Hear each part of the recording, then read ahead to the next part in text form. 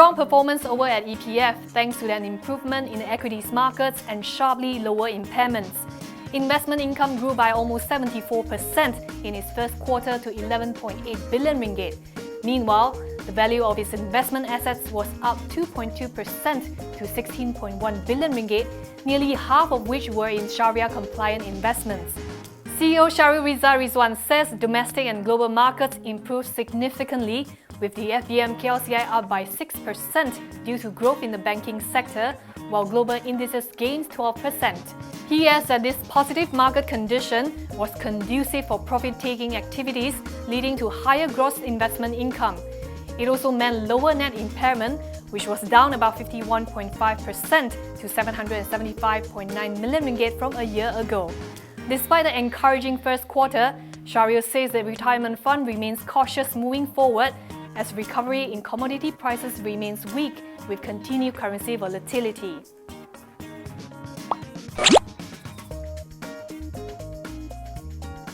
Conglomerate DRB-Hicom saw net loss in its fourth quarter ended March this year, narrowed by over 50% amid higher revenue. Net loss stood at 328.5 million ringgit as compared with a net loss of 790.8 million a year earlier. This was thanks to a gain on disposal of its unit convened holding, lower losses incurred by Proton, and higher profit from the services sector. Meanwhile, revenue was 32.2% higher at 3.5 billion from 2.6 billion in 2016.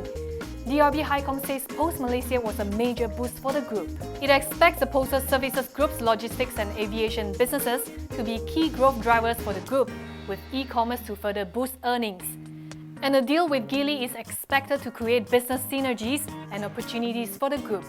Overall, DRB-Hicom expects the group's performance for FY18 to improve accordingly as economic activities continue to gain momentum.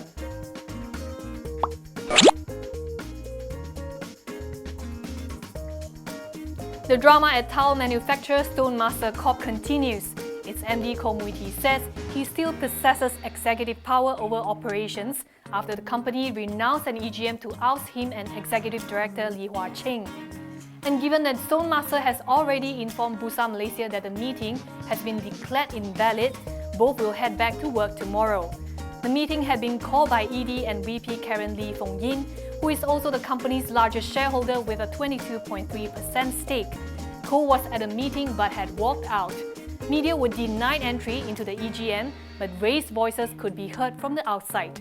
Koh says that the meeting had been convened in a most uncivil manner and is not in compliance with the law, adding that what happened there has been chaotic and disorganized. He adds that the legality of the meeting has fallen into serious doubt as the appointed scrutineers were not allowed to enter the meeting.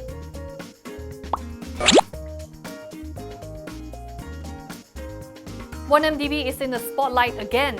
The Monetary Authority of Singapore is slapping a total of 1.6 million Sing dollars in penalties on Credit Suisse and United Overseas Bank.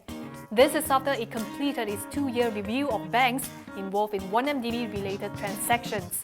Credit Suisse is required to pay 700,000 Sing dollars, while UOB is required to fork out 900,000 Sing dollars. According to the City State Central Bank, its latest inspection showed breaches of anti-money laundering requirements and control lapses. However, it did not detect pervasive control weaknesses within these banks, which will be appointing independent parties to confirm that appropriate measures have been effectively implemented. MAS has also instructed Credit Suisse and UOB to take disciplinary measures against errant staff.